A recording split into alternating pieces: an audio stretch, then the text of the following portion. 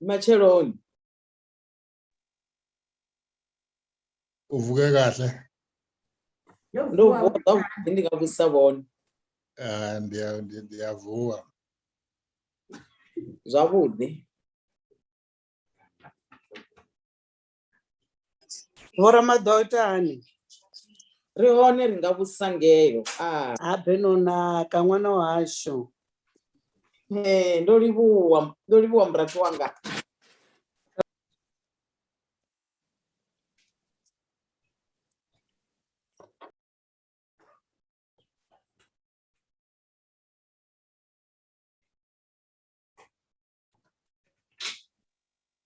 Sawubona Minister.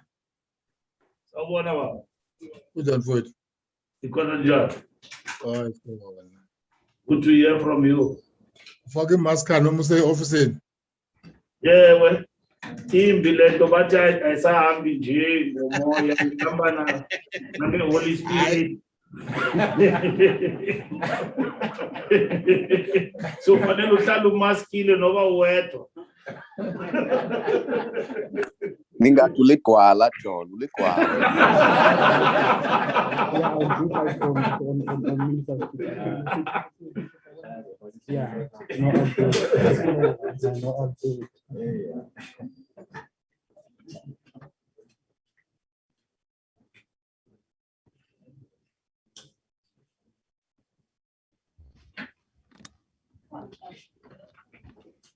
Order, honorable members. I want to make use of the opportunity to welcome everyone who has joined us for this mini plenary session. There will now be an opportunity for silent prayer or meditation.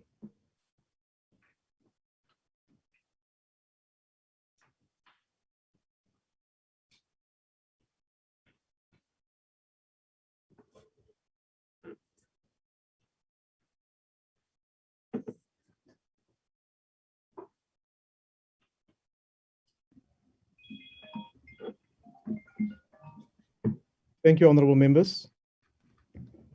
Honorable members, before I proceed, I would like to remind you that the virtual mini plenary is deemed to be in the precincts of Parliament and constitutes a meeting of the National Assembly for debating purposes only. In addition to the rules of virtual sittings, the rules of the National Assembly, including the rules of debate, apply. Members enjoy the same powers and privilege that apply in a sitting of the National Assembly. Members should equally note that anything said in the virtual platform is deemed to have been said to the House and may be ruled upon. All members who have logged in shall be considered to be present and are requested to mute their microphones and only unmute when recognized to speak. This is because the microphones are very sensitive and will pick up any noise which might disturb the attention of other members. And when recognized to speak, please unmute your microphone and connect your video. Members may make use of the icons on the bar at the bottom of their screens, which has an option that allows a member to put up his or her hand to raise a point of order. The Secretariat will assist me in this regard. When using the virtual system, members are urged to refrain or desist from unnecessary points of order. We shall now proceed to the order, which is debate on vote number 40, Transport Appropriation Bill. I now recognize the Honourable Minister of Transport. The Honourable Minister. Honourable House Chairperson, Honourable Deputy Minister Medical Makati, Honourable Members of Parliament, fellow South Africans. I start by sending special condolences to the National Taxi Association for the passing on of Mr. Dumisani Mpanza, who happened to be the treasurer of National Taxi Association. We send our deepest condolences to his family and the entire taxi industry. He will be laid to rest this coming weekend, and yesterday we had his memorial service. May his soul rest in peace. We also pass our condolences to those who perished and died as we fight the pandemic, COVID-19. We also send our deepest condolences to the families who are burying every day their loved ones as a result of COVID-19. As we grapple and continue with the effects of the COVID-19 pandemic on the economy and its disruptive effect on life as we know it, we are determined to accelerate economic recovery interventions. The transport sector has not escaped the devastation of the pandemic, and many of our people have been left unemployed or struggling to make ends meet in its wake. Despite the odds, our people have remained resilient and hopeful that our collective efforts will sufficiently reignite the economy in order for them to put bread on the table to feed their families. Sustainable economic reconstruction and recovery interventions that support sustainable livelihoods and create new opportunities is a singular commitment that gives impetus to our interventions. Our collective obligation to each other, that means that we have a role to play in uplifting each other. Our efforts to arrest the carnage on the roads can only succeed if road users change their behavior and appreciate that others have as much right to use the infrastructure freely without a threat to their lives and livelihoods. It also means that those who receive benefits from the PAS have a duty to make a positive contribution to lives of others. We are therefore committed that the economic recovery and expansion potential of investing in the transport sector has to be harnessed in a targeted and highly catalytic ways. In order to truly live up to its designation as a network industry, transport must activate multiple overlapping networks of economic activity. In this regard, transport in South Africa is central to trade, economic, social stability, and unwinding apartheid spatial planning. In our 2021-22 budget, expenditure is expected to increase at an average annual rate of 8.1% from 57.3 billion in 2021 to 72.5 billion in 2023 and 2024. Although the substantial share of the department's expenditure is directed towards rail infrastructure, maintenance, operations, and inventories, the balance of the budget is reserved for the South African National Roads Agency, SANRAL, for the upgrading and maintenance of the national road network, as well as provinces and municipalities for the construction, operations, and maintenance of transport infrastructure and services. To remain within government ceiling for compensation of employees, spending on this item decreases at an average annual rate of 0.3% from 536.8 million in 2020-21 to 531.5 million in 2023-2021. Spending on goods and services is expected to increase at an average annual rate of 2.3% from 849 million in 2021 to 909.7 million in 2023-2024. The allocations to civil aviation program is expected to decrease at an average annual rate of 50.8% from 2.7 billion in 2021 to 319.2 million in 2023-2024 due to the capitalization of airports company AXA, which needed support due to travel restrictions as a result of the COVID-19 pandemic in 2020-2021 financial year. We continue to make strides in giving effect to our industrial policy by positioning South Africa as a continental manufacturing hub for rolling stock. The Gibela factory in Ekurhuleni continues to ramp up its production capacity as new trains roll off the assembly line every month. Despite the COVID-19 disruption, as at March 2021, 25 new trains had been provisionally accepted for delivery. This brings the total number of new trains delivered to date to 61. As at end of February 2021, a total of 878 jobs were created in the rolling stock fleet renewal program.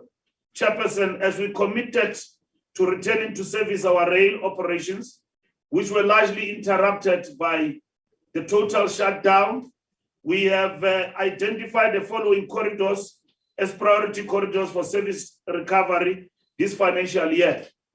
We have heard the cries of our people about the lack of service, and we concur. Indeed, it affects the pockets of the working class and the poorest of the poor. In Gauteng, we have prioritized 7, which is Mabopane, Leralla, Naledi, Pienaarspruit, Salisbury, Pretoria, and Davidton to Johannesburg. In the Western Cape, we have prioritized Cape Town to Cape Flats, Cape Town to Simonstown, Cape Town to Khayelitsha, and Captain's Clip. In KwaZulu-Natal, we have prioritized Crossmore Line, Kelso Line, KwaMashu, and Umlaas. In the Eastern Cape, East London to Berlin. For the mainline passenger services, we have prioritized Johannesburg to Cape Town, Johannesburg to Gqeberha, Johannesburg to East London, Johannesburg to Komatipoort, Johannesburg to Musina, Cape Town to East London, and 7, Johannesburg to Durban. The impact of COVID-19 restriction exposed the vulnerability of our network to criminality and vandalism. Vandalism was taking place but grew exponentially and into higher proportions as a result of the total shutdown and the network being exposed to this sort of criminality, resulting in occupation of the rail reserve by people who built illegal settlement, particularly in Cape Town. This was further exacerbated by the wanton destruction, theft, and vandalism of our infrastructure. All hands are now on deck, working tirelessly to return to service passenger rail operations. Our security interventions, which are a product of collaboration with our law enforcement and intelligence authorities, are bearing fruit. On the Central Line in Cape Town, work is underway to upgrade infrastructure to enable the deployment of the new trains. Earlier this year, we resumed a limited service, but remain hamstrung by the settlements on the rail line and the reserve.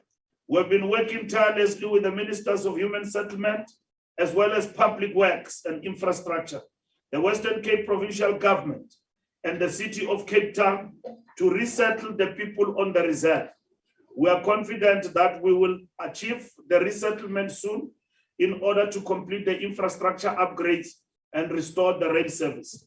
Notwithstanding the challenges in this corridor, we are working around the clock to ensure that all infrastructure projects are completed on time for the full resumption of service with deployment of new trains at the end of January 2022.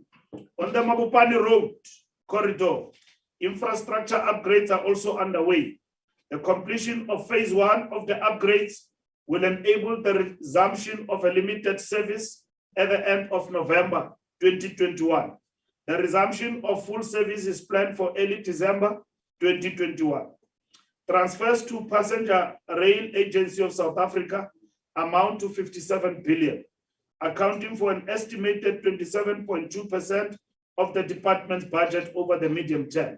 Delays in rolling stock fleet renewal program, along with poor spending on rail infrastructure and the effect of the COVID-19 pandemic, specifically lockdown restrictions, necessitated the reprioritization of funds to support other transport sector entities. As such, PRASA received no transfers from the department in 2020-2021 for the signaling and rolling stock renewal program. The reprioritization included a 2.3 billion capitalization of AXA and the 1.1 billion once-off gratuity to the taxi industry 2021. Over the medium term, capital transfers to PRASA are expected to increase at an average annual rate 164.3% from 700 million in 2020-2021 to 12.9 billion in 2023-2024. To offset revenue loss during the COVID-19 lockdown, operational transfers were temporarily increased in 2020-2021, accommodated by reductions to capital budgets. However, as they normalize over the medium term, Operational transfers to PRASA are expected to decrease at an average annual rate of 5% from 8.8 billion in 2020-2021 to 7.5 billion in 2023-2024. Chairperson, in our performance agreement with the President, we committed to reducing the carnage on our roads by 25% by March 2024. We have been emphatic that we cannot continue to attempt to solve old problems by employing the same tactics that have not worked in the past. It is on that basis that we have sought innovative ways to tackle the intractable challenge of wayward conduct of motorists. We have previously reflected on our plans to change traffic policy from a regular job to one that is undertaken 24 hours a day and 7 days a week. We have made significant progress. Significant progress in this regard and have finalized all consultation with provinces, law enforcement authorities, as well as organized labor. The outstanding step is for each provincial executive council to improve this determination, which will pave the way for the Minister of Public Service and Administration to place the matter before the General Public Service Bargaining Council. We recently pronounced our intention to introduce body cameras as new standard to reinforce traffic policing.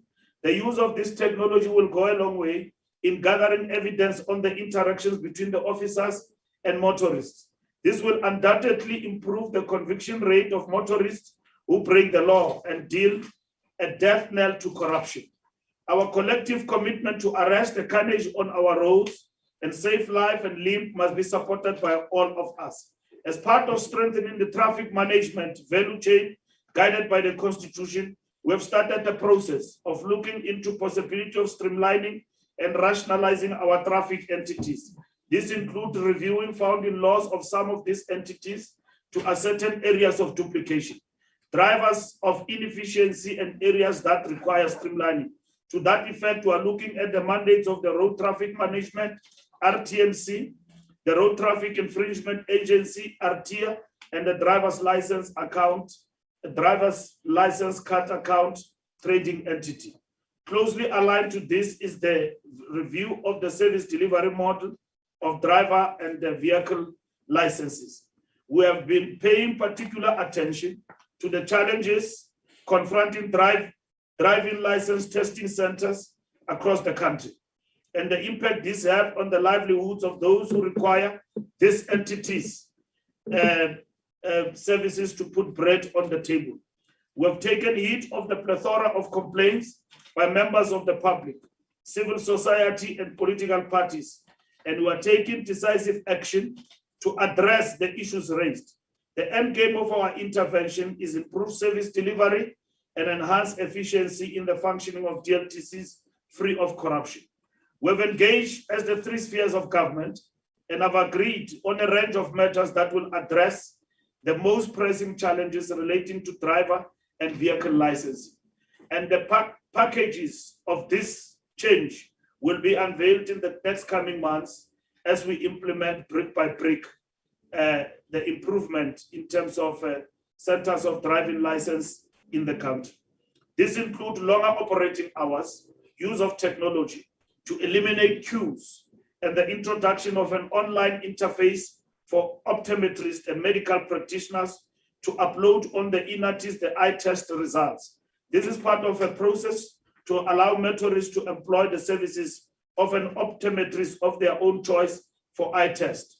We have previously made a commitment to the rollout of the Administrative Adjudication of Road Traffic Offences, ARTO Act of 1998, bolstered by the ARTO Amendment Act, which was signed into law by the President on 13th August 2019. Over the medium term, we have allocated to the Road Traffic Infringement Agency 545 million to fund the rollout. 215 million has been allocated for the current financial year. We are on track with our target to proclaim 1st July 2021 as the effective date for the nationwide rollout of ARTO. Chairperson, there is a symbolic relationship between the carnage on our roads and the state of health of the Road Accident Fund. Despite this, there's not been a nexus between the fuel levy and the number of accidents that occur on our public roads. However, to exacerbate this challenge is the ever-increasing administrative costs of the RAF scheme. The RAF has operated on a financially unsustainable model for a number of decades. The long-term liabilities of the fund are now government's largest contingent liability.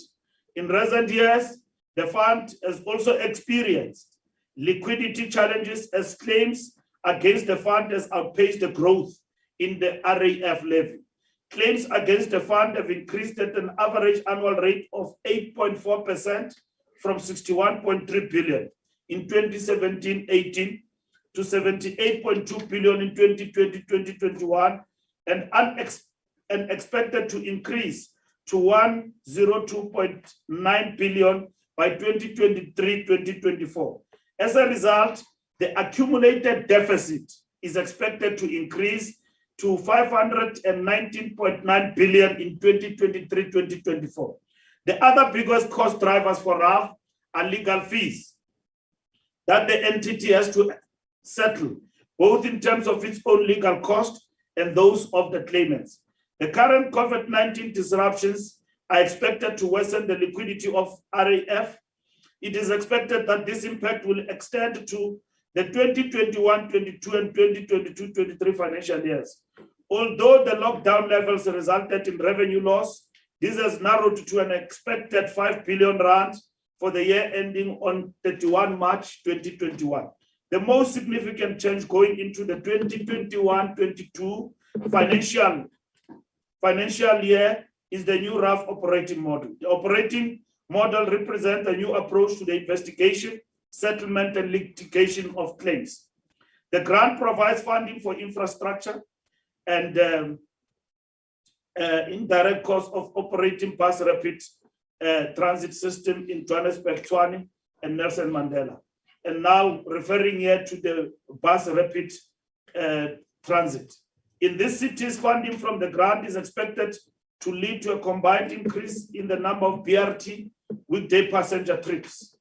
If we are to achieve a three-shift economy that celebrates our economic recovery, public transport must be responsive to the needs of the workers.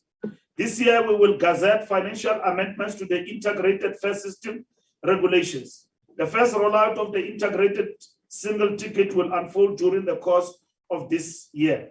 In the last year, we hosted a successful taxi indaba, and we have agreed on the implementation of formalization of ensuring we professionalize, and at the same time, we arrive at a decision to subsidize the taxi industry. We are on track with regard to that, working with everybody on board. Chairperson, we are pleased to announce that we have made considerable progress on the appointment of board of directors and chief executive officers in our entities. We have appointed chief executive officers for Road Accident Fund, Port Regulator, PRASA, and as well as AXA. And we're in the process of finalizing appointments for ATNS. Chairperson, to date, more than 7 billion has been invested in maritime transport and manufacturing. In the coming months, we'll be hosting a roundtable discussion on how to create a conducive tax regime grow South Africa's ship registry. The department is intensifying its efforts towards implementation. The aviation sector has been severely affected by COVID-19, and in recent months, Singapore has announced that it will accept visitors who use a mobile travel passes containing digital certificates. These are some of the things we will be looking at going forward. This particular initiative was successfully tested by Singapore Airlines and more than 20 carriers. We need to work with the industry to ensure that we place South Africa on a new growth path, making use of opportunities presented by technology, and ensure that South Africa joins the growing number of countries that accept the IATA mobile travel pass. Thank you, Chairperson. Thank you, Honourable Minister. You have saved 5 minutes of your allocated time, and we'll add that to the end of this debate. The next speaker.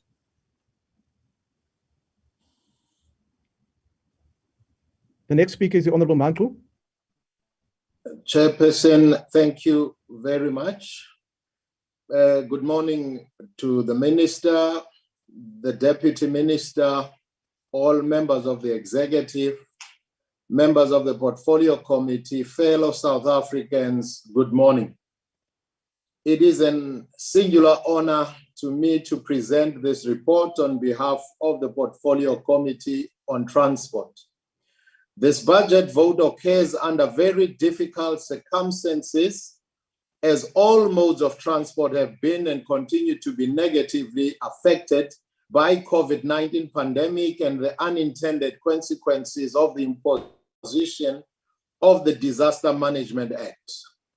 With the gradual easing of transport restrictions and the restrictions of lockdown, the transport sector has begun to make a slow recovery despite the challenges. House Chairperson, the Portfolio Committee on Transport considered the 2021-2022 budget of the Department of Transport. The committee was briefed with its department's revised strategic plan, annual performance plan, and budget allocation for the department and some of its entities.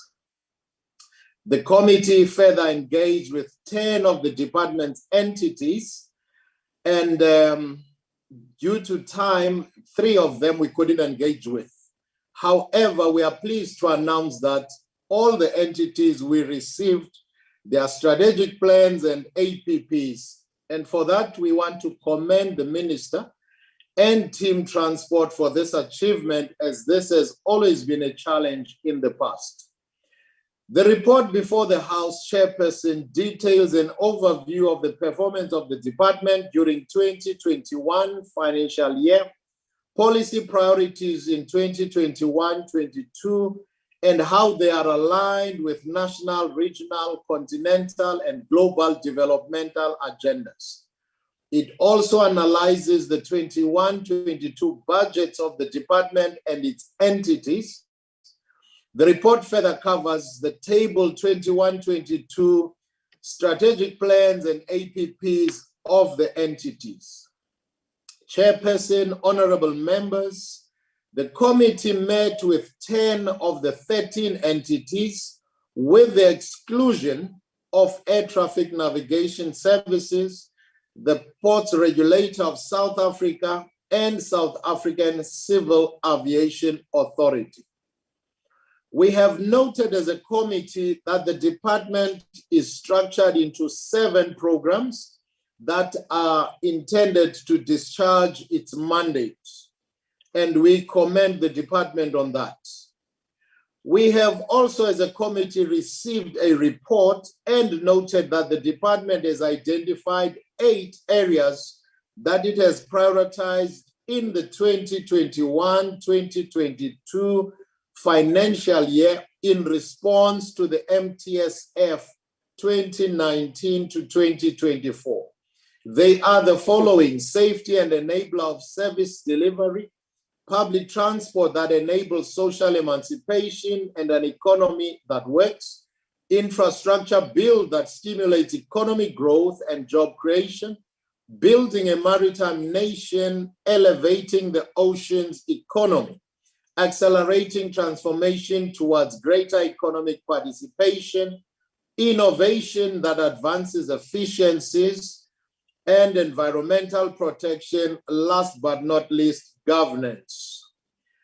Chairperson, honorable members, one of the stubborn remnants of apartheid remains the separation of the separate development policy, which is still evident in the apartheid spatial planning, which is still evident in our areas. We are pleased by the minister's announcement that they are working in cooperation with the Department of Infrastructure and Human Settlements. We are also encouraged as a committee that the department is giving impetus to priority number 4 of the government 2019-24 MTSF, which is spatial integration, human settlements, and local government. Chairperson, honorable members, there is much work to be done and much still need to be achieved to ensure that the transport sector positively contributes to the economic reconstruction and recovery plan. Over the recent past, as already alluded to by the Honorable Minister, there's seen the destruction of infrastructure. Of particular concern is rail infrastructure, and we have also seen a destruction or deterioration of the road infrastructure. The current economic plan is also based on infrastructure development, and this provides opportunities for the next level of development of the transport sector. Chairperson, honorable members, the transport sector contributes some 6.5% to GDP, which is at its underperforming as an underperforming sector.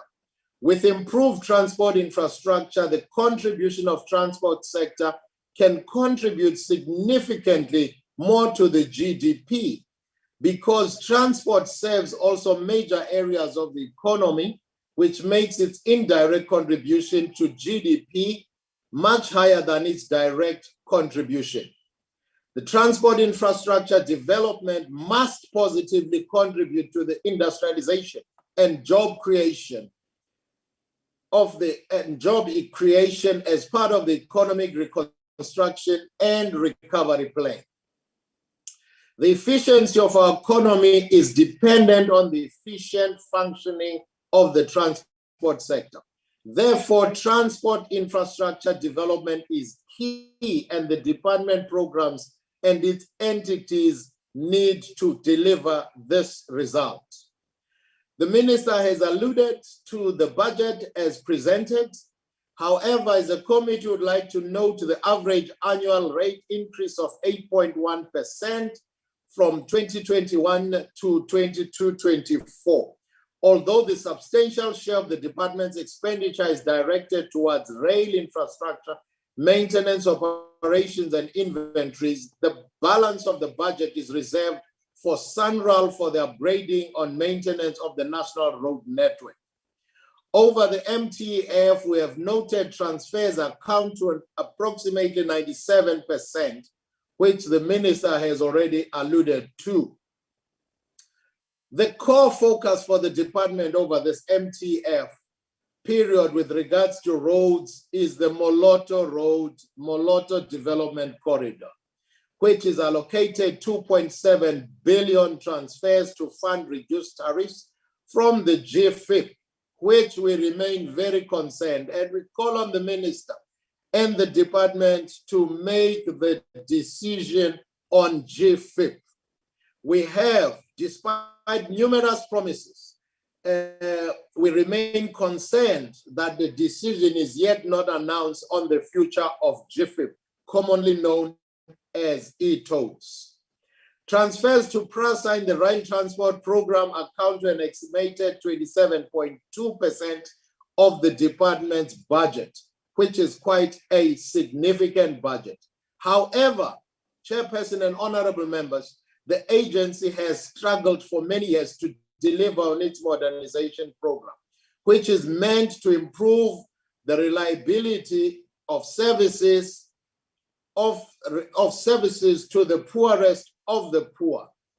And we implore and we plead with the minister and the new board and the CEO to make focus on this area.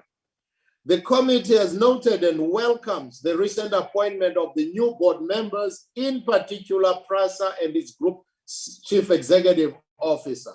We look forward to improvements as that agency we will monitor with hawk's eyes.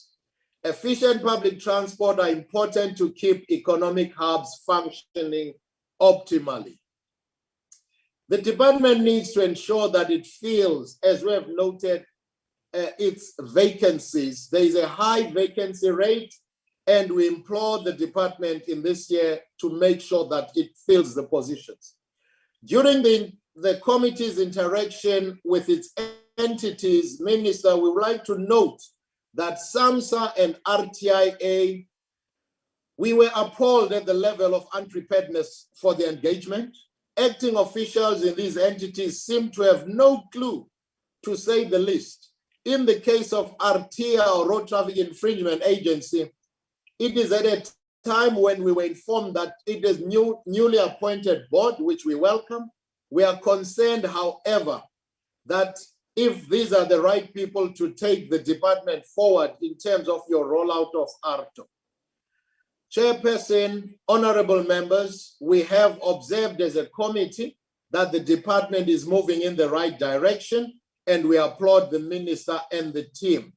We also noted the increase in the budget of maintenance of rural roads, which we commend.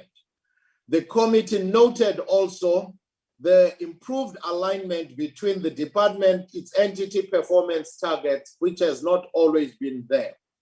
Lastly, Chairperson, I would like to extend our appreciation as a committee to our support team at the Portfolio Committee on Transport, the researchers and everybody for the sterling work they've done for the committee. We thank the Minister, Deputy Minister, and Team Transport for all the support and all the effort in bringing us to where we are. The road is still long ahead, but the road is clear. Thank you so much to the committee members for all the support across political lines. Chairperson, thank you so much. And on behalf of the committee, I submit this report for the consideration and approval of this mini plenary. Thank you, Chairperson. Thank you, Honourable Member. The next speaker is the Honourable Hansinger. Thank you, House Chair. Tabling this 2021 budget vote provides a significant opportunity to evaluate the ANC government's management of transport and how far delivery has advanced towards achievement of the National Development Plan goals in 2030. The ANC visualized and promised sustainability, inclusive growth, a functioning economy, infrastructure and support, to mention a few. 15 chapters of the NDP expressed transport's stake in this commitment and expressed its participation with phrases like extended public transport services, linked high-volume corridors, integrated effective services, maximized economies of scale, coordinated planning and management progressions, refined functions and perfected decision-making processes, also commuter-friendly experiences as some examples. Instead of reflecting completion stages of the last NDP implementation phases in this 2021-22 DOT priorities, the 8 key areas of focus show little evidence of this. Instead, the department is working on stuffing chairs with little forthcoming from many offices, filled staff vehicle parking bays with hardly any inspection trips, noiseless workshops with barely any space on shelves, consultants banging on doors for payment, heaps of unpublished tenders and court cases instead of serving civic needs. In reports and presentations, we note 100% of targets achieved, 100% of budget spent. This only to justify the 100% performance bonuses and merit rewards to benefit the chosen few, all financed by civic taxes. Worst of the chosen few, those that enjoy full salary with benefits while being on suspension. This while rows of buses, railway tracks and coaches are overgrown by weeds, lives are lost and destroyed because of potholes, and 94% of our exports are done by foreign ships, and millions are left with no other choice other than one or no form of public transport. A mere 9 years before delivery on the NDP outcomes, the DOT's priority areas reflect the failure to establish safety, economic growth and governance, let alone achievement of this widely supported emancipation plan to reduce poverty and eliminate inequality. For the first time, corruption is mentioned in a strategic plan of the department. This because the concepts of ethical conduct, accountability, and consequence management never appeared and were deliberately ignored. Going forward, one should be alerted to the sneeze manufacturing of reported incidents of corruption just to meet this new and very strange target set at 95%.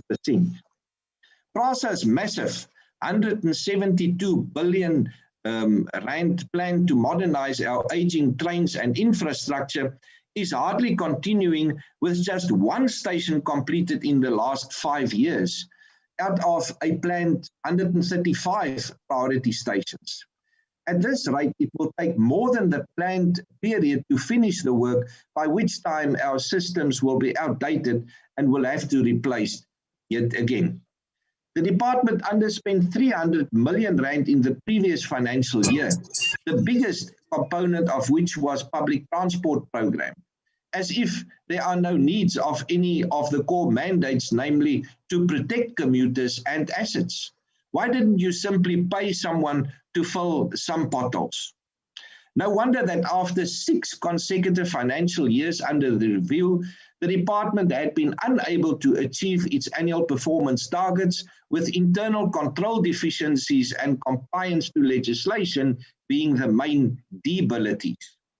Despite continuously presenting action plans in response to the annual AG audit outcomes, receiving a clean audit has been nothing but a mirage. This implies that the department has not been implementing the recommendations of the AG and has ignored the proposals by the Portfolio Committee on Transport. Clean audits lead to improved operations. I have yet to see the opposite. Under ANC control, the NDP failed, with examples like e-tolls, where the GFIP project currently needs 1 billion rand a year to service the debt repayment, which has escalated from 22 billion rand to 40 billion rand in 8 years, while not one South African company, but a foreign-owned company is benefiting 100% shareholding month by month. 5 years were wasted on pushing and the flawed and wicked RAB scheme until we defeated it. On average, the Road Accident Fund currently operates at a rate of 9 billion rand in arrears per month, with liabilities increasingly exceeding assets. But to this day, subcontractors are used to process claims, nearly every case opposed only to settle outside of court on the day of judgment. Driven by the ANC, transport holds no promise of arriving anywhere. Instead, budget and control should be placed in the hands of the DA to bring real change and result-driven progress. I thank you.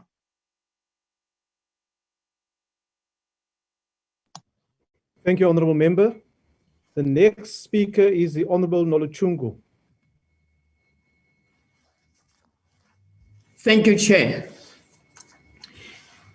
The state of public transport in this country has completely collapsed and has been handed over to an uncontrollable and rogue group of people.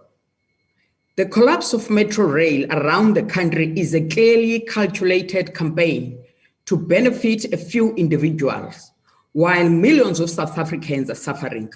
Point of Why order, is it Chair. that Point of order, Honorable Chabalala. Why is it that the country has allowed Honourable Noluchungu, let me just take this point of order. What is the point of order, Honourable Member? Yes, Chair. The member on the podium has got a party logo on the background. This is a mini plenary of Parliament. Therefore, that is not correct and must be corrected before she proceed. Thank you. Thank you. Thank you, Honourable Member.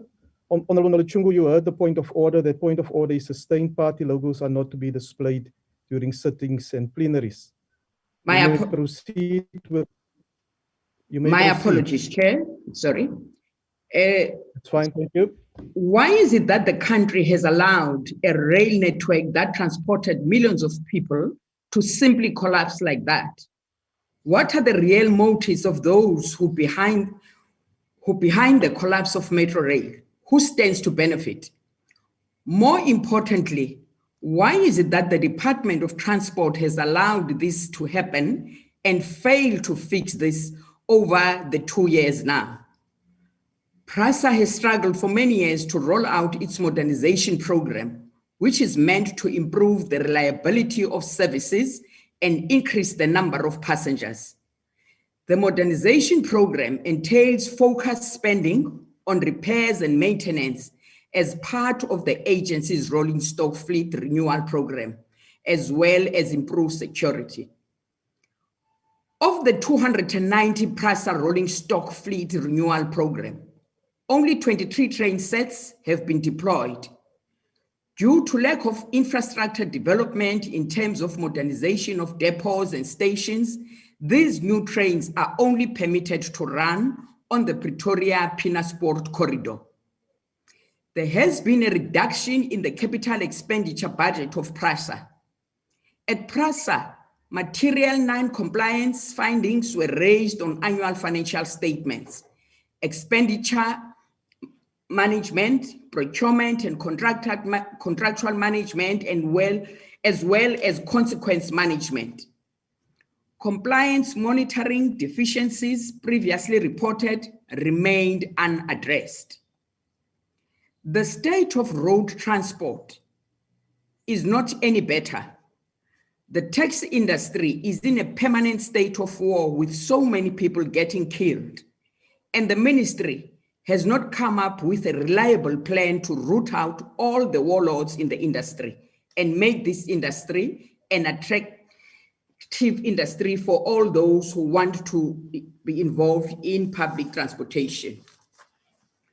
Your department minister has also not done anything to cater for passengers with disabilities, nor had it put any measures in place to curb gender violence in taxi ranks.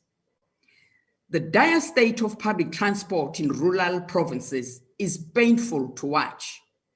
In provinces like Eastern Cape, commuters have to rely on hitchhikes from private cars, which poses massive risks for women in particular, because serial rapists may take advantage of this situation.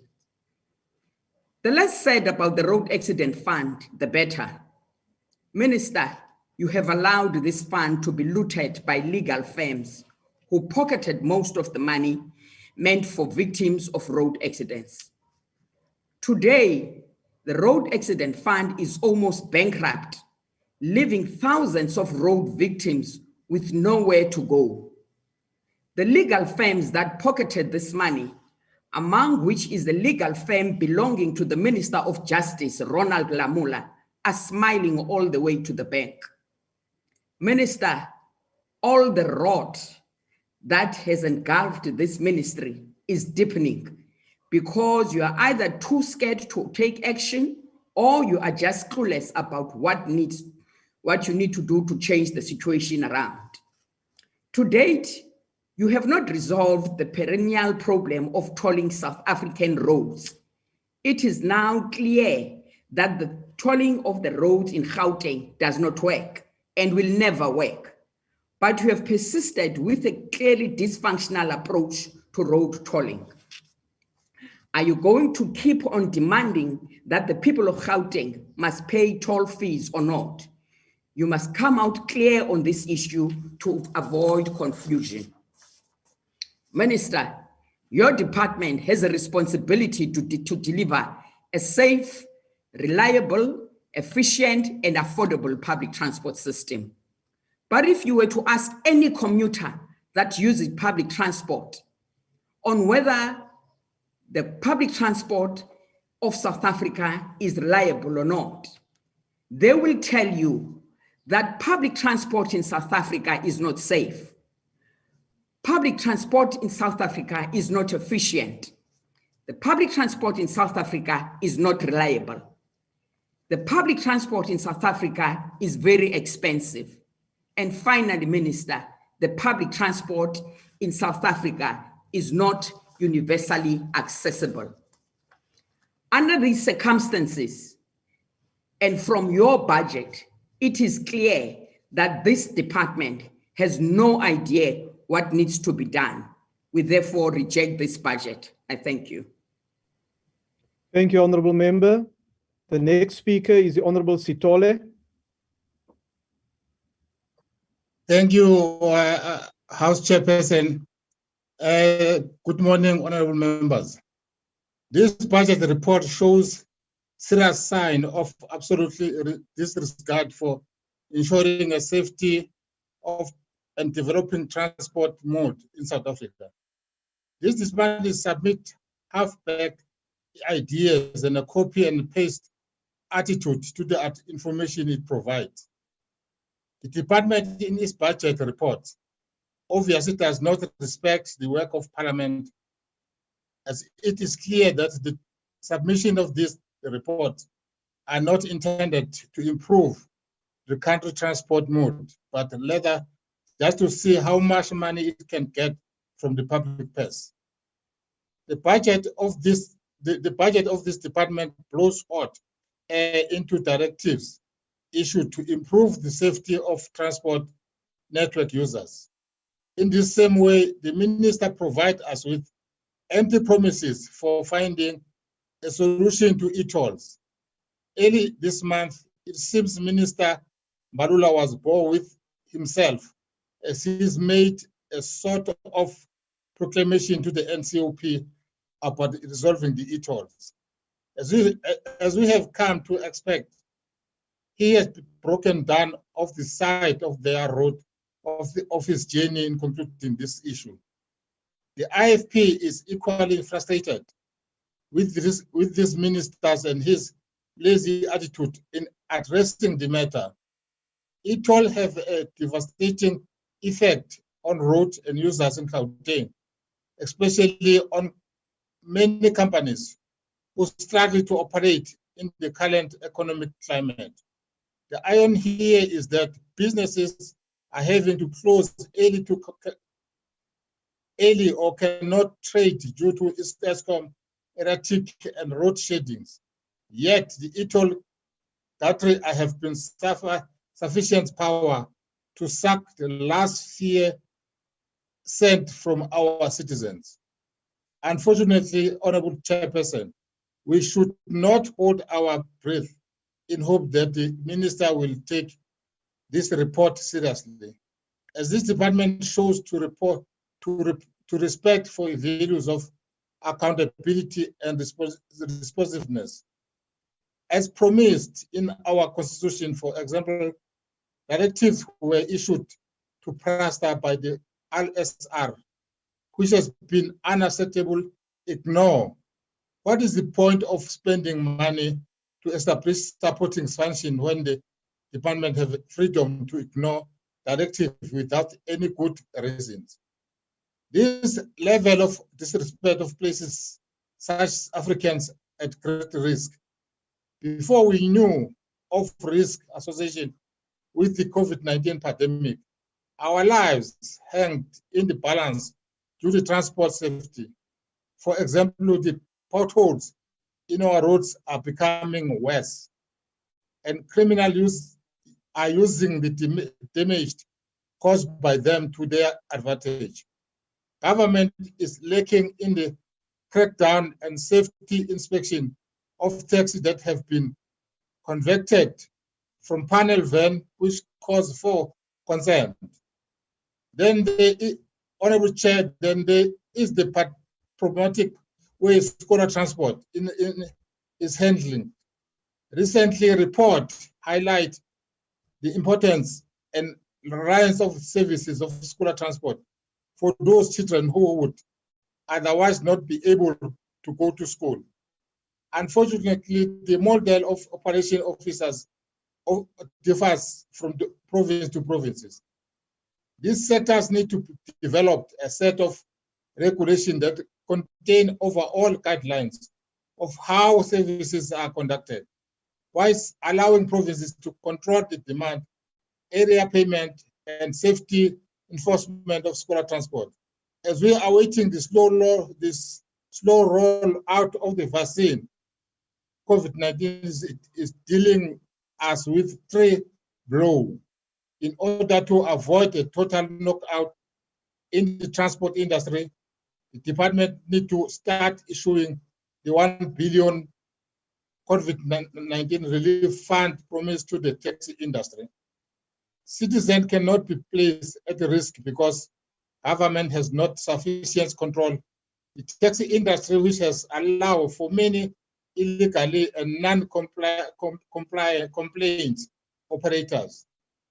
Taxes need to be sanitized more than you think, because PPE need to be available and abundance, and proper planning need to take place in order to put our people first. Honorable Minister, umgwaqo osuke silutshane uya esibhedlela ekhombe angizukuthula until uzukwazi ukulungiswa. Ngiyabonga. Honorable Member, your time is now expired. Thank you. Thank you. The next speaker is the Honorable May. Dankie voorsitter. Die grootste ekonomie in die wêreld beskik oor die beste openbare vervoerstelsels. Om ekonomies te groei, moet 'n land 'n baie goeie openbare vervoerstelsel hê. Ek wil graag hier verwys na Singapore en ek hoor dadelik wat jy sê, maar ons kan mos nou nie Suid-Afrika met Singapore vergelyk nie. Ons beskik oor 8 metros. Daardie metros is elkeen so groot so Singapore. Met ander woorde, dit is nie onmoontlik om daardie selfde openbare vervoer by elke metro toe te pas nie. Byvoorbeeld in Singapore, as jy afklim van die trein, binne 100 meter is jy of by 'n huurmotor of by 'n bus. Dan wil ek vir u sê dat Prasa is vervalle. Dit is tragies hoe hy lyk. Ek dink aan die besoeke wat ons as portefeulje komitee gebring het. Hier in die Oos-Kaap waar ek dit op my eie gedoen het. Ons verlang na die ou Suid-Afrikaanse spoorweë, altyd op tyd. Ek wil vir u sê, die goedkoopste manier van reis in Suid-Afrika is per trein. Byvoorbeeld van Port Elizabeth na Uitenaag R9, met die taxi is dit R25. As jy uitwerk, die armstes van die armstes, dan is dit R150 wat hulle meer betaal vir taxis per week. Maar hulle kan nie anders nie, want die treine is te onbetroubaar. Ons sal iets moet doen om onmiddellik die treinstelsel te verbeter. As jy dink dat 70% van die passasiers vandag deur die taxibedryf vervoer word, en soos die minister gesê het, hulle kry nie eers 'n subsidie nie. Dan is ons kom by ons paaie. Ons kan baie trots wees op ons hoofpaaie. SANRAL doen goeie werk wat die instandhouding betref. Daar's egter een probleem, en dit is dat 'n sekere gedeelte van die begroting aan die provinsies geskenk word. Die provinsies gebruik nie hierdie geld om paaie te onderhou nie. Hulle gebruik dit baie keer vir totaal ander doeleindes. Ek het dit by 'n vorige geleentheid by 'n portefeulje komitee vergadering genoem, maar ek wil dit weer noem. Die pad byvoorbeeld vanaf die N2 na Karedo is geteer verlede jaar. Dis net 100 kilometer tot by die grens van die Wes-Kaap, dan is die R62 'n fantastiese pad, maar daardie gedeelte is baie sleg. Dit is die alternatief vir die N2. Ek het probeer uitvind by SANRAL, toe het hulle vir my gesê dit behoort aan die Oos-Kaap, hulle moet die pad in stand hou. Ek het probeer uitvind, hulle het skaars geweet wat gaan aan. 'n Brief is geskryf deur die parlement aan die minister en dankie, hy het onderneem dat SANRAL daardie gedeelte sal oorneem en dit in 2021 sal verbeter. Ek wil vinnig noem, die minister sê hy wil die vervoerstelsel in Suid-Afrika omkeer. Met ons besoek in Mamelodi was ek geskok om te sien dat met ons aankoms daar is ons ingewag deur omtrent 10 persone. Toe die voorsitter vra wie se beheer, toe kyk die een na die ander een en uiteindelik verwys hulle na 'n persoon, hulle sê that man, he's got 36 years of experience, en hy kyk na die voorsitter en hy sê I'm only temporary here. Hulle het uiteindelik iemand aangewys. Daai stasie, die brug, treinbrug oor die spore, 25 ligte wat vir 11 maande nie brand nie. Toe gevra word hoekom nie, toe sê sy maar sy het skriftelik hulle in kennis gestel in Februarie maand. Ons was in Desember. Daar sal eenvoudig net 'n groter verantwoordbaarheid moet kom by die werkers. Dit is nie die bestuur waar die fout lê nie, maar die mense wat die werk moet doen. Ek wil afsluit deur vir die minister te sê, jy het 'n moeilike taak wat vir jou voorlê. Maar ons moet 'n slag wegdoen met kaderontplooiing. Ons moet wegdoen met wegstellende aksie. Stel die mense aan wat die werk kan doen in belang van Suid-Afrika en sy mense. Ons kan nie meer langer toelaat dat ons land so agteruit gaan nie. Ek dank u, voorsitter. Thank you, Honourable Member. The next speaker is the Honourable Deputy Minister of Transport. The Honourable Deputy Minister.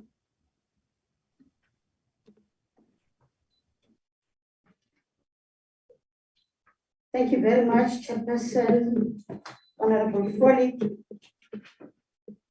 the Honourable Minister of Transport, Minister Mbalula, Honourable members of the House, the Director General of the Department of Transport, Mr. Muyemi, and those accompanying him, chairpersons and board members of our SOCs and SOEs, the chief executive officers of these entities,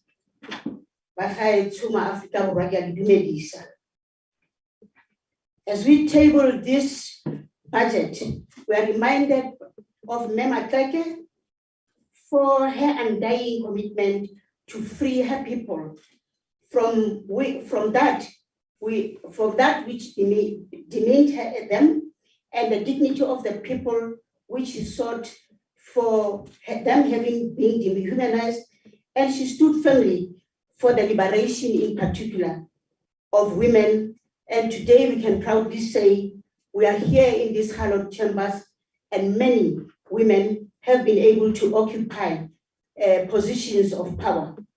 But like Charles Dickens' world of paradoxes, his world of persistent contradiction, we too are hit by a spectacle of major contradictions in our age, a spectacle of the light show that shown by technologies and 4IR and other progresses, and the paradoxes of dark, deepening poverty, unemployment, and relentless as we are facing the pandemic. However, Chairperson, the mechanism that formed the vast capacity of transport sector, which meant to for the persons with disabilities who continue to find themselves in the periphery and exclusion in the economy and social exclusion, are the things that we have to deal with. Honorable members, in line with the priorities of the sixth administration, let us focus on this MTSF in reviewing policies to ensure that we effectively tackle the triple challenges of poverty, inequality, and unemployment to further promote or advance the persons and categories of persons that have been disadvantaged and unfairly discriminated. As the case in point, the Department of Transport has reviewed the white paper on transport policy and also held a summit on policy aviation, which was launched to make sure that all the relevant stakeholders participate. The aim being to fast track transformation. We also formulated legislative pieces committing ourselves to transform and grow the transport sector towards efficient and reduction of reducing the cost of doing business, and indeed easy entry of those that have been excluded.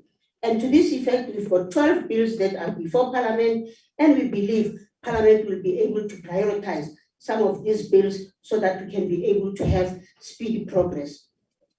House Chairperson, I need to indicate that in a quest to satisfy our constitutional principles of equality as directed by the struggle for Nema Kleke and others who came before us, it is necessary for us as public representative and public servant to make sure that this mandate is really realized, and in particular, the mandate of universality in their application. This speaks to public infrastructure bill, which must adhere to the designs that enables safe access and universal access, in particular in the public transport space. Transport legislation, read in conjunction with the Consumer Protection Act and the promotion of equality and prevention of unfair discrimination, provides a powerful mechanism to reform the transport sector so that they can be able to be passenger focused. In fact, when you look at the Batubili service charter on the access demand, it reads, and I quote, all citizens have equal access to the service to which they are entitled.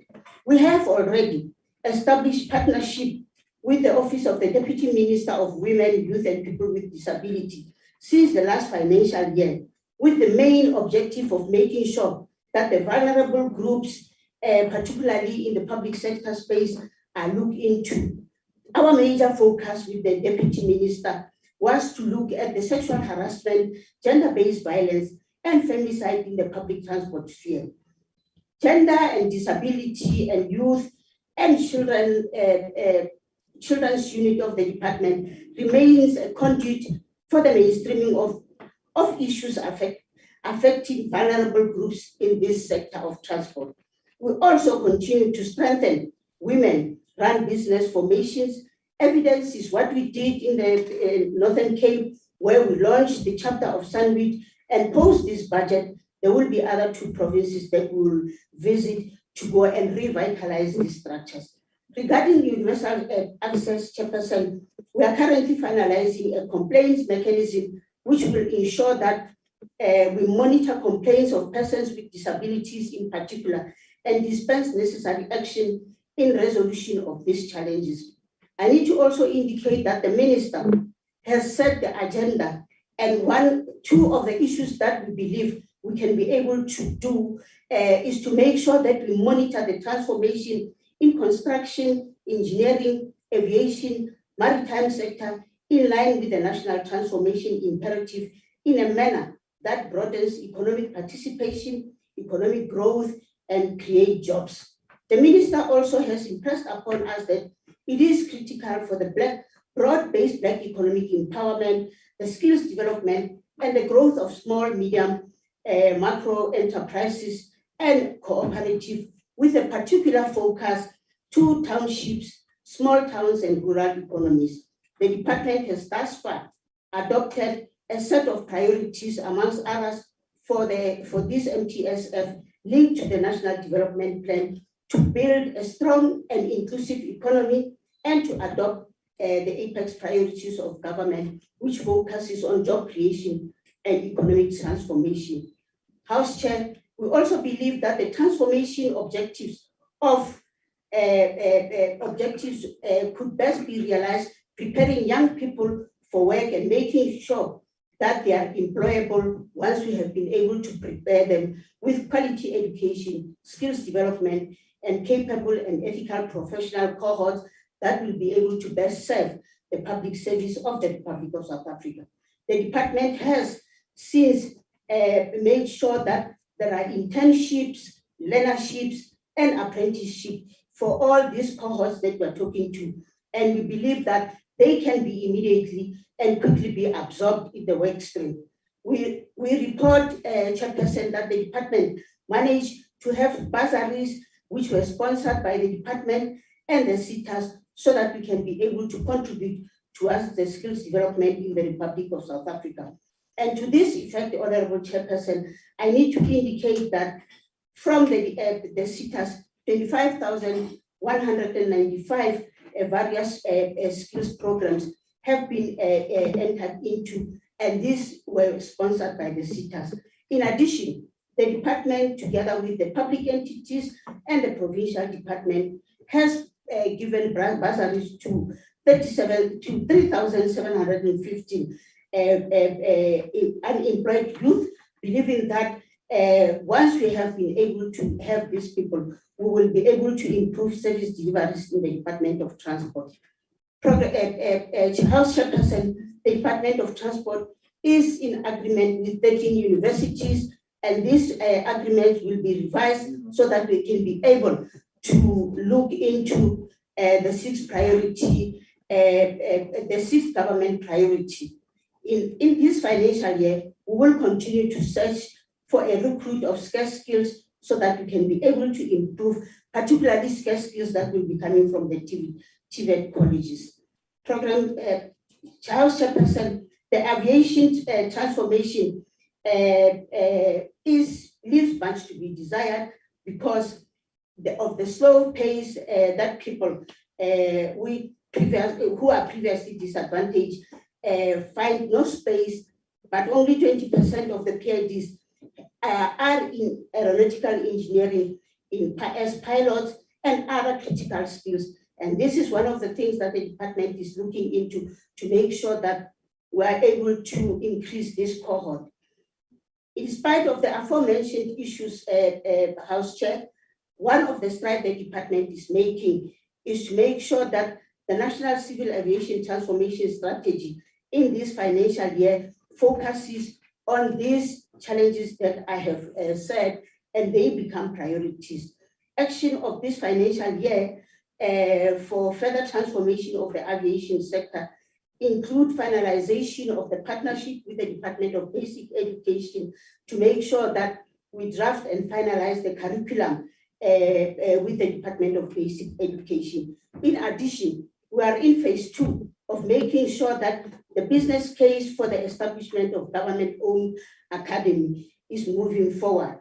The Civil Aviation Authority, with regard to the safety and following the Minister's Directive of accident-free, or generally 50% of the aviation accident, if they do happen, should not happen here in South Africa. South African Civil Aviation has a 5-year plan to make sure that we work towards this goal as outlined by the Minister. But we need to also indicate that a 0% accident in scheduled commercial flight is something that we need to applaud. We must also applaud the ATNS in making sure that our skies are safe and are kept safe. Our aviation entities, House Chair, have been the hardest hit in our sector over the period of the onslaught of COVID-19 pandemic and associated with lockdown due to the grounding of the flights and closure of the borders. This must be recognized because these have been the entities that can be able to sustain themselves, but now they are cap in hand coming to the department to seek for extra funding. Program House Chair, I also need to indicate that the rail safety regulator, working with all the other entities, are now able to work in such a way that there is no more war between PRASA and rail safety regulator, but they are working harmoniously, and we can see, we can even feel the report that they tabled to Parliament has got that you can be able to show. I need to also indicate that the portfolio committee is seized with the rail safety bill, which actually we believe that it is one of those bills that we believe that once fast-tracked and prioritized, it will assist the rail safety regulator, because the current bill of 2002, Act number 16 of 2002, really has got challenges, and therefore the repeal of this act will go a long way in making sure that we're able to regulate and we're able to make sure that government can be able to implement. I also need to indicate, House Chair, that we believe that in rail safety regulator, as the regulations have been gazetted, it will go a long way in this financial year to can be able to guide us where to go. But I won't leave this podium without saying that we've got challenges in the road reserves, we've got challenges in the railway reserve, as has been seen in the Western Cape, and we're calling on the South Africans to say, please, these are the national assets. You need to take care of them so that they can be able to take care of you.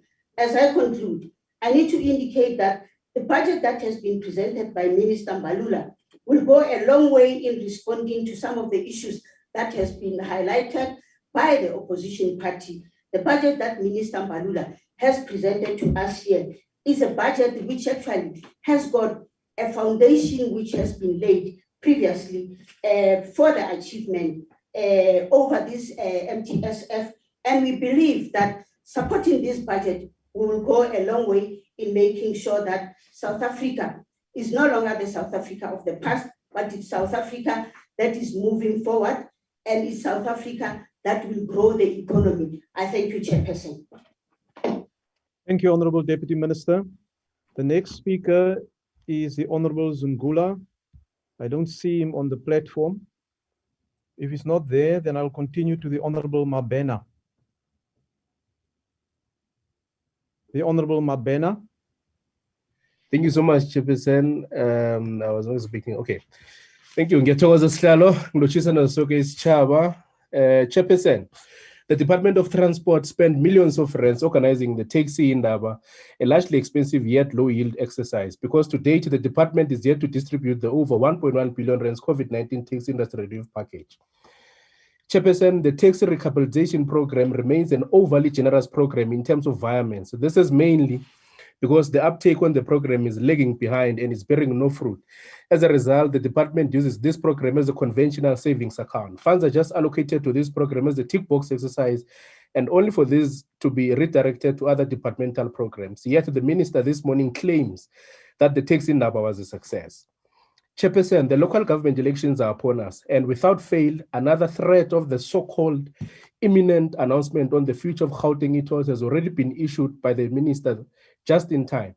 Like many of his predecessors, same script, just different actors. This is what has characterized this department. Empty promises and the ongoing insult to Gauteng motorists continues unabated. Chairperson, the devastating announcement by the department through a letter to the executive mayor of the Nkangala district municipality in Mpumalanga that the department will not be implementing the Moloto Railway Corridor remains one of the biggest insults to the people of Mpumalanga, and a direct contradiction of the ruling party's own policies on moving people and goods from road to rail. But hey, who are we? These are masters of empty promises and manipulation. Chairperson, the people of Mpumalanga continue to die on the Moloto Road, the R573 road stretch. To date, all the interventions that this department has undertaken have all failed to halt the ongoing onslaught of breadwinners who are dying on that road. The department's response through Sanral is a lousy advertising spree on the very same road stretch. This department through Sanral has adverts worth hundreds of thousands of rands across this road stretch, purporting to convince the community that they did something. However, the department doesn't even have to spend anything to convince the community of Mpumalanga on this. They can simply deliver what they promised these communities many years ago and save much taxpayers' money on nonsensical advertisements. Chairperson, an efficient and effective public transport system and network is one of the first steps towards solving the triple challenges facing many South Africans. The inefficiency of the department to inspire confidence and spearhead an effective and sustainable program of integrated and efficient public transport system rollout in South Africa is a cause for concern. Not only that, but the department is by far the largest contributor to perpetual poverty in South Africa through its gross inefficiency. Chairperson, it is no secret that the global health pandemic has had a devastating effect on the many economies across the globe, and our local economy was not spared in the ongoing onslaught of this global health threat and crisis. Our economy was already on its knees, and this global health crisis proved to be a devastating blow to us. Chairperson, what didn't help was the fact that the department was in disarray, confusion and contradiction on the regulations as issued in the government gazette by the department, which were characterized by withdrawals to just pure madness to being inconsiderate. We got to witness with utter disgust and shame on how the very people that are entrusted with the most critical levels of government were failing to provide leadership. We got to witness how these departments, which over the years have transformed into personal fiefdoms of these so-called cadres, completely collapsing in front of their eyes, and just how inefficient they are.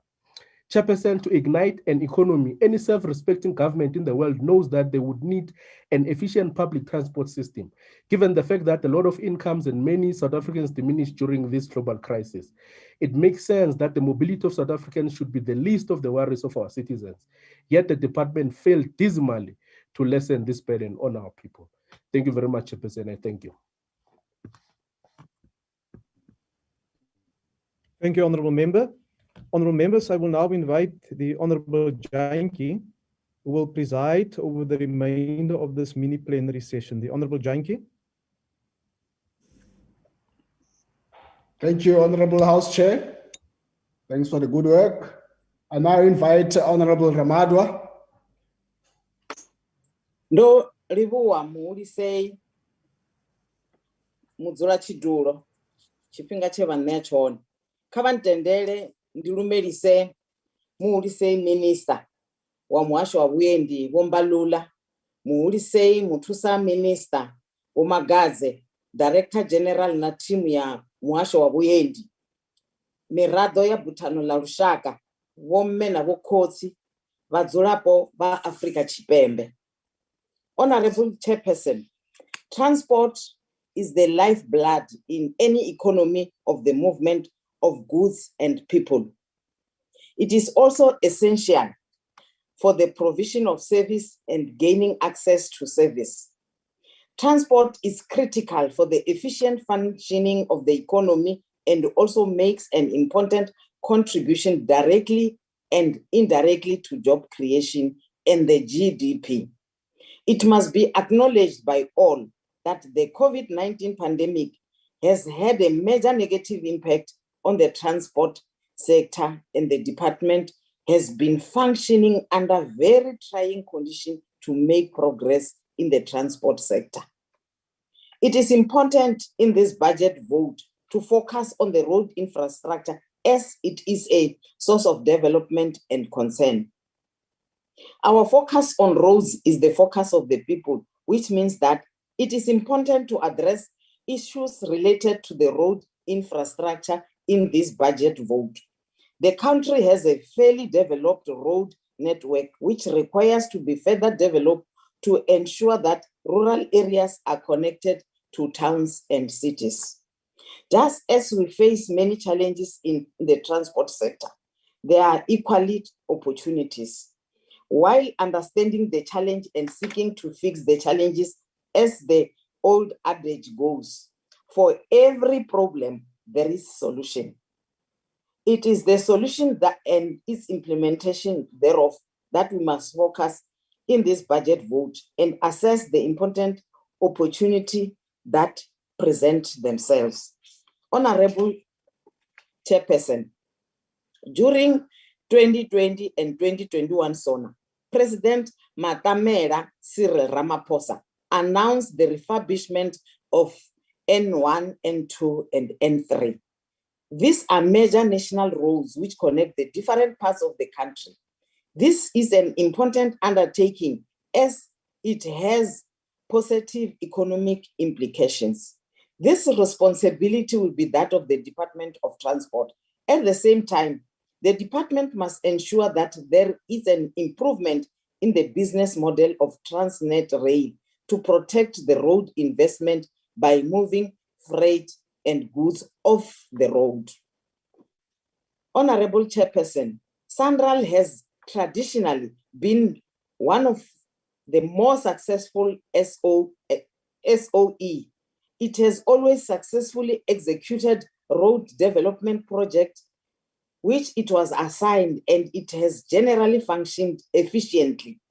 Sandral will be tasked to ensure the refurbishment of the N1, N2, and N3.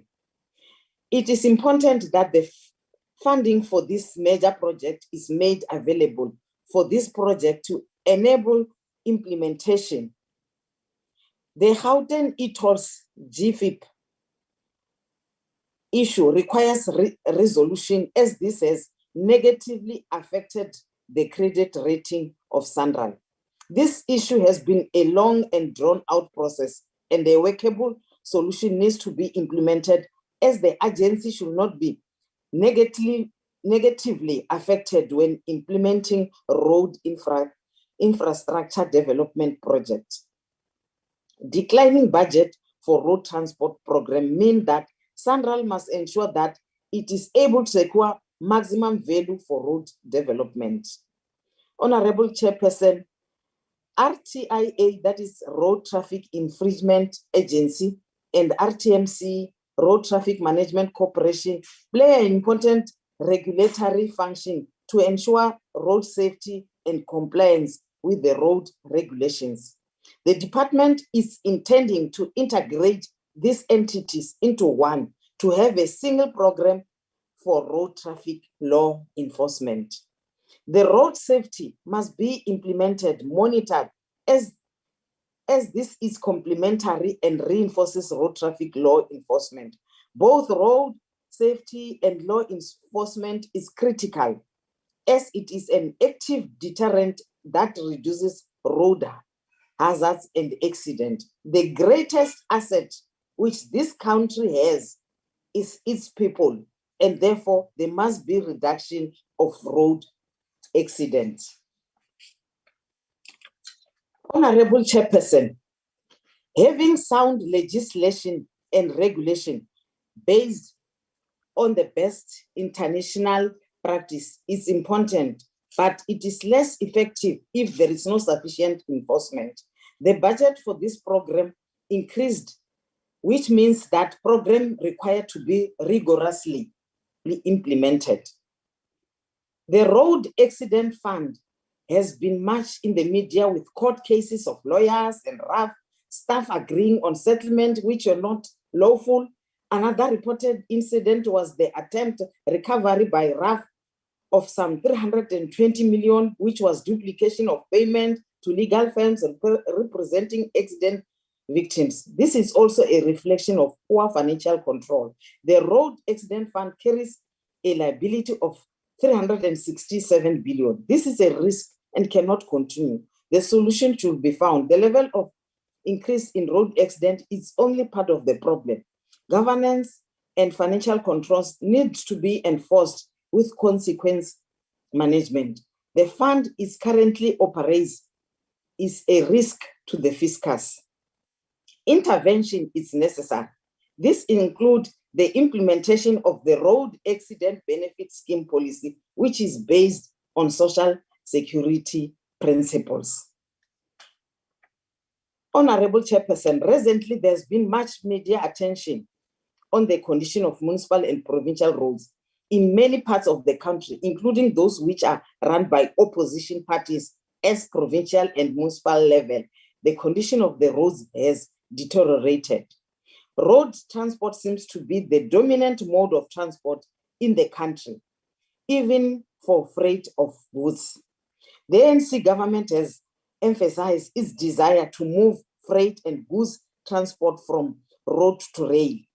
Transnet Rail needs to attract this business through ensuring that rail is cheaper and more efficient for the transport of freight and goods. The trucks which transport freight and goods have a negative impact on the road due to very high usage of roads by these vehicles. This means that roads have to be more frequently refurbished than was originally planned.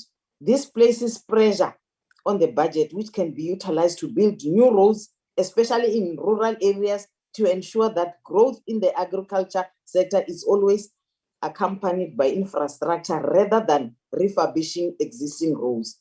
The functioning of weighbridge must improve in all parts of the country to control the weight of heavy-duty trucks on the road.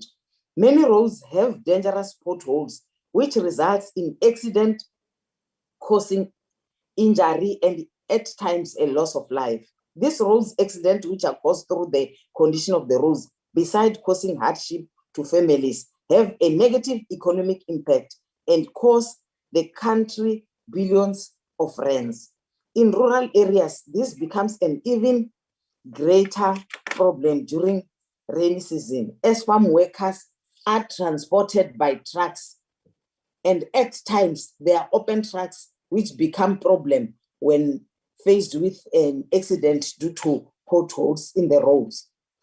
Timely road maintenance is economically far cheaper than allowing for a road to deteriorate to the point where it has to be completely rebuilt.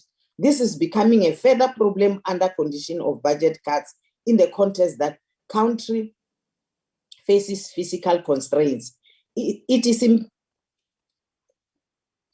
is imperative that greater coordination occurs between the national, provincial, and municipal department in terms of road maintenance and development. This coordination must always ensure that budgets are utilized efficiently for maintenance in order to reduce fatalities on the roads and improve the road infrastructure of the country. The road transport sector is not all gloom and doom, as the people utilize the roads daily and public transport is functional. And therefore, the point which is being made is that there are challenges which have to be dealt with, and there are important plans of the Department of Transport that require implementation and oversight.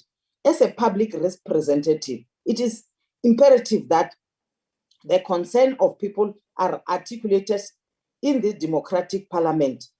Moreover, there is always room for improvement, and culture of striving for constant improvement must be ingrained into implementation of departmental programs, and all entities reporting to the department must improve their level of service delivery.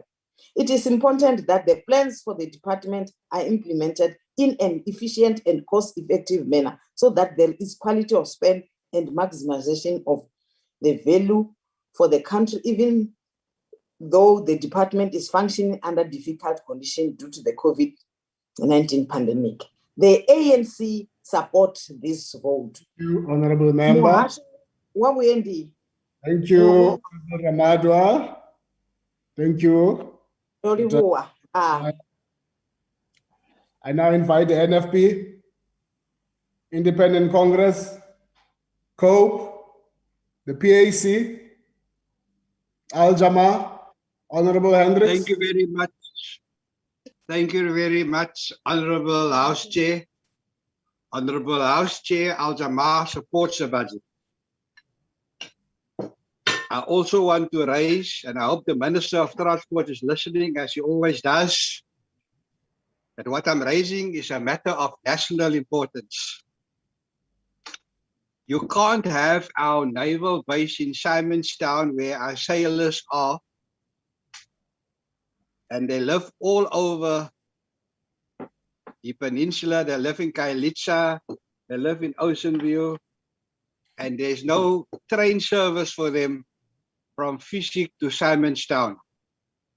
So when there's an attack on the country and our sailors need to come to base, there's no train service for them.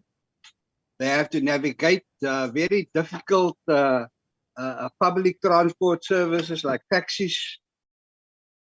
They have to pay extortion money where they live, so that when they leave their homes in Kailitsa and they come back, their houses are safe. And this extortion money goes to the gangsters in the prisons. So our sailors are at risk. And I met the Admiral 2 days ago at Admiral House in Simonstown. I didn't raise it with him, but I'm raising it now in this meeting because there were DA councillors who run the city of Cape Town invited to the meeting, and they asked me to raise this.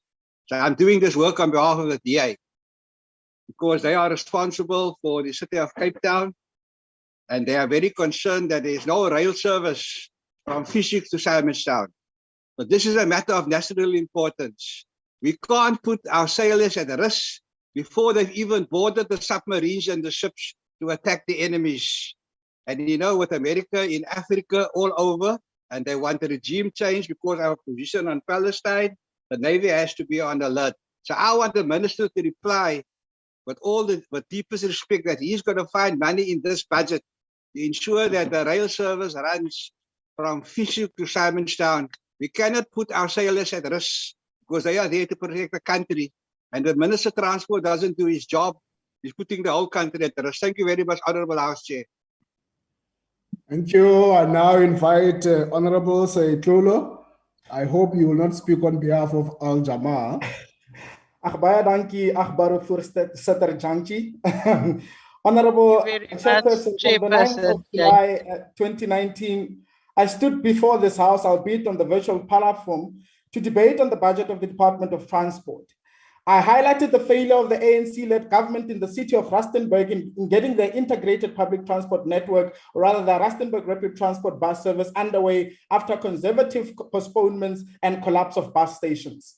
In a response to questions asked to the department in 2019 on whether the minister intends to conduct an oversight visit to the collapsed commuter station of the RRT, and whether he intends to assess the progress made by the Rustenburg local municipality on the completion of the RRT project, the minister replied as follows, and I quote, The department is working closely with the Rustenburg local municipality to ensure that the municipality is ready to implement operations on the Kabane corridor where the unfinished defective station is located as soon as possible. It is expected that the initial operations will start no later than the end of January 2020. I will conduct a full inspection once the system is operating, close quote.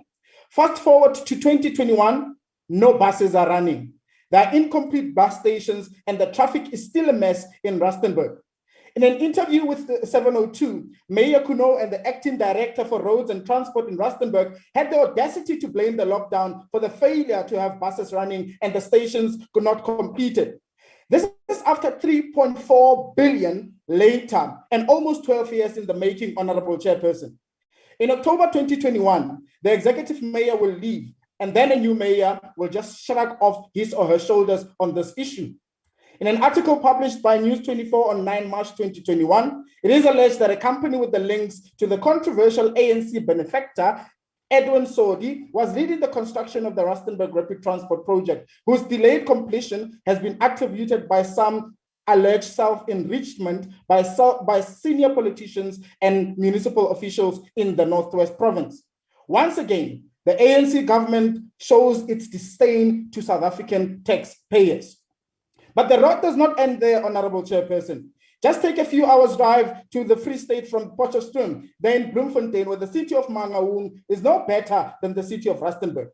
They have indeed aced the art of looting, financial mismanagement, and failed cadre deployment. With 10 buses each purchased at a staggering amount of 5.5 million, with absolutely no justification or plausible explanation in this regard. In an oversight undertaken by the department in November 2020, the officials within the city scrambled around to try and offer some sort of explanation as to why these buses were purchased for such an exorbitant amount each. To make matters worse, these buses have been parked for over a year without being used while they continue to depreciate. Unrealistic targets were presented to the portfolio committee relating to the completion of routes within the metro, and yet, with the scenes of violent protest that we have seen during this week and the destruction of property that is currently taking place in the capital, that is Bloemfontein, we can already confirm that those targets, Honorable Chairperson, will not be met or reached. Ek dank u, achtbare voorsitter. Thank you. I now invite Honorable McDonald. Chairperson, thank you. I now invite Honorable McDonald from the African National Congress. Honorable Chairperson, Honorable Minister of Transport, Deputy Minister of Transport, members of the Portfolio Committee on Transport, honorable members and fellow South Africans. The transport sector has played a critical role during the critical role of the COVID-19 pandemic. Essential goods and services were delivered, and many in the transport industry were in the front line of ensuring the delivery of food and medicines in the country. Essential imports were processed at our aviation ports and supplied in the market. These frontline workers in the transport industry need to be honored and commended during the budget vote. Every major mode of transport, namely road, rail, shipping, and civil aviation, was unable to function efficiently and optimally. So the pandemic has had a particularly negative financial effect on the transport sector, which has been suboptimally functioning since the announcement of the disaster management regulation. These regulations were necessary to flatten the curve and save human lives. Honorable Chairperson, South Africa is one of the envies in the world when it comes to civil aviation. The legislation which has been brought by the department, processed by the Committee on the Amendment of the Civil Aviation, is certainly commendable. The original Act of 2009 posed a number of challenges in terms of the implementation. The amendment bill, which the NA approved, seeks to create an independent civil aviation authority in accordance with current international practices. The legislation also incorporates the international codes in civil aviation, to which a country is party as adopted by the international civil aviation bodies.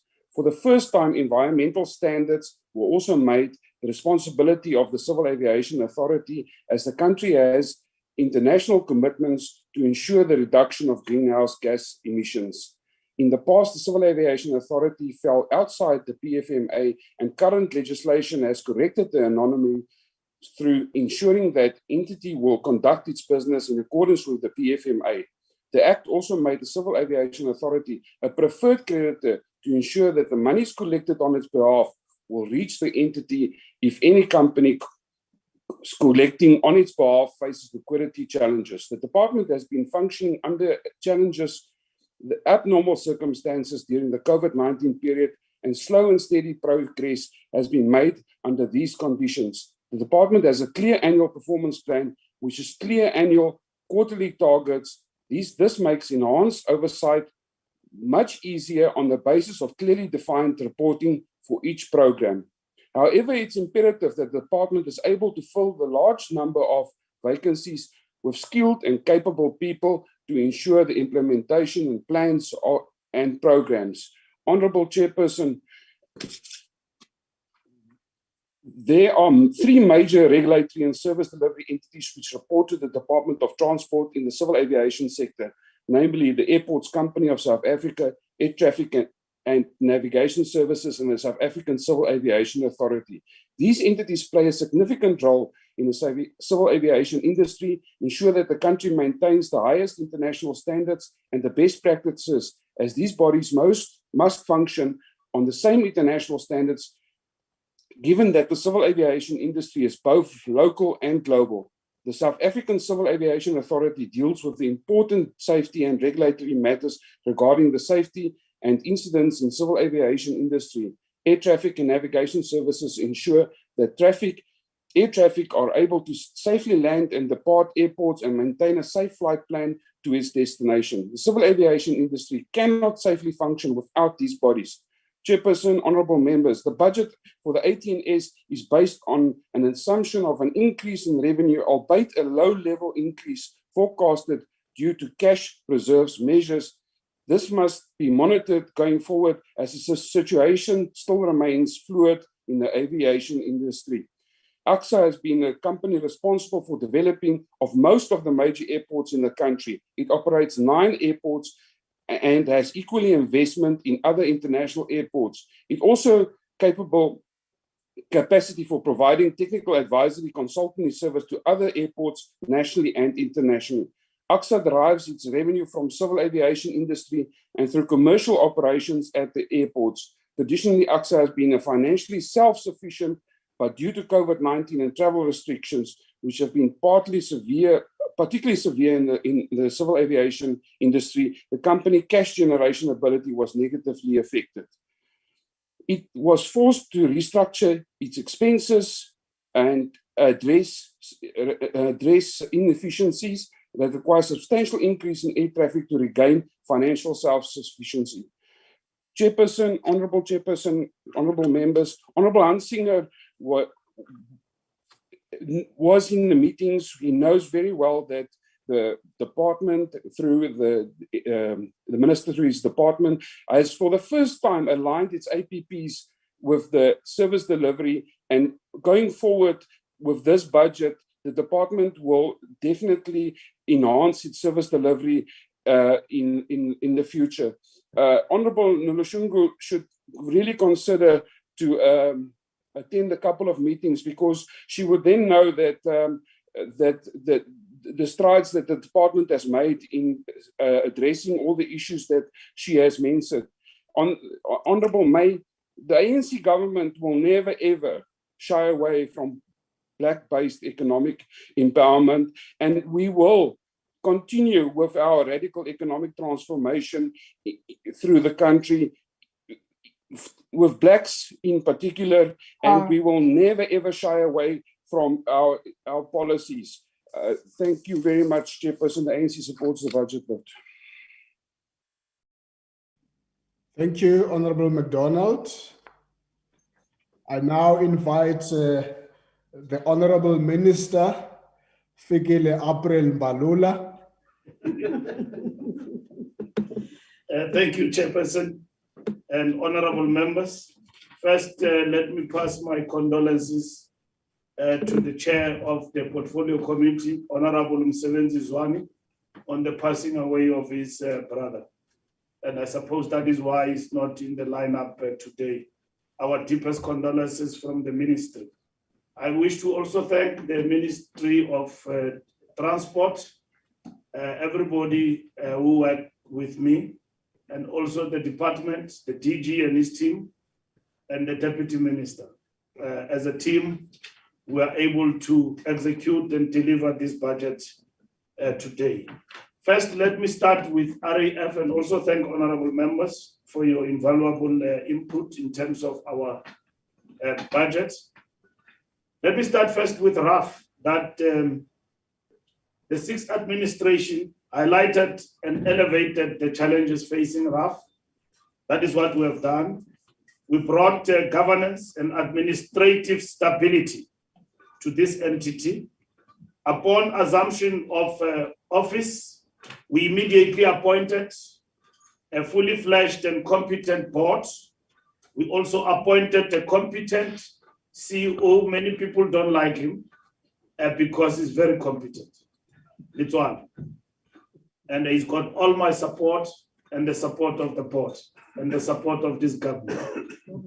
We NSP commenced with the difficult task of bringing this entity to sustainability. We developed a 5-point intervention plan and began to implement it. We took up a fight that was being avoided for a very long time. We challenged the roguish lawyers who were milking this entity.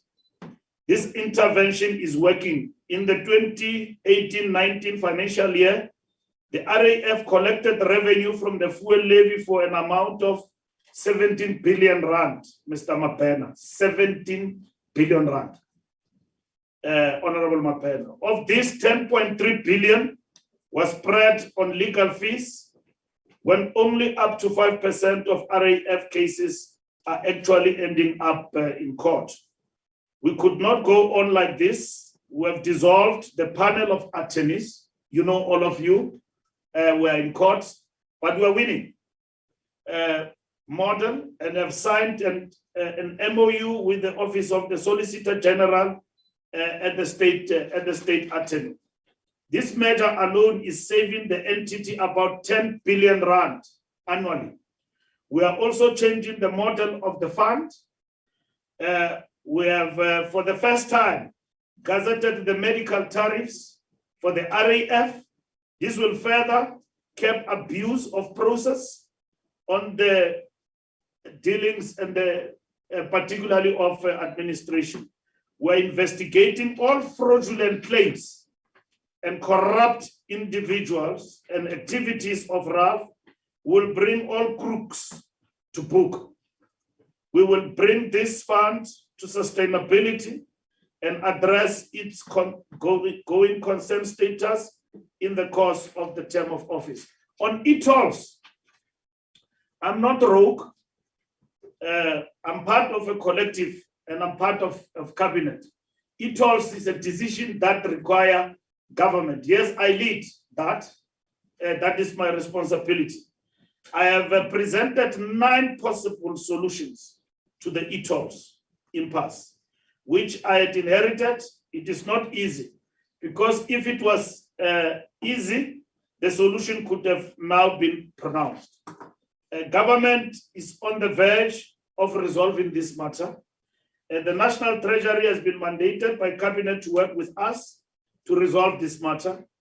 An announcement is imminent. I have therefore not misled the NCOP. For this, for those who have no governance experience, it's very easy to just criticize. It's a tough job at balancing the government books. We are nearing to finding a solution on this matter, and a sustainable, responsible, and within the available legal framework. This matter, like others confronting this portfolio, will be resolved, even though it took longer than we ourselves would have loved. And we concur with you, honorable members, that decision on this matter is important to bring certainty. I fully agree with all of you across the political divide irrespective of your ideological background. I agree with you that solution on this matter must be arrived at for the sake of our country and the functioning of our economy properly, and so on. On matters that are of concurrent function, whilst we accept leadership responsibility, you know that the transport department is a concurrent function. The Minister of Transport does not close potholes, it's municipalities at local level. So you see potholes in Johannesburg, it is Johannesburg that must resolve that. Potholes in Polokwane, it is Polokwane. But potholes on the N2, N1, it's me, I close them. And it's only Honorable May who have acknowledged that from FF Plus, who said that he recognizes and supports the role Sandrala is playing in terms of road maintenance. We have had disaster after disaster. We have just had a cyclone and we have a pandemic in our hands, and we've got e-tolls that we must resolve, and we're committed to doing this. Conclusion, PRASA, we're on track. We work very hard with PRASA to get things going. We need dust on the ground, and that is what is happening. I've got the board now. I've got the CEO, and we are expecting things to happen. And I've presented before you, Honorable from Al Jama, Cape Town to Samuelstown. We have said here, I've presented to you that Cape Town to Samuelstown is one of the corridors before end of the year that will be opened. And that we're working very hard to get down to business and ensure that that corridor is fully functional and is sorted out as you will have presented. I thank you very much, Honorable Chairperson and honorable members. Thank you. Thank you. That concludes the debate and the business of this mini plenary. The mini plenary will now rise. I thank you, honorable members. Long live the chair, long live Minister.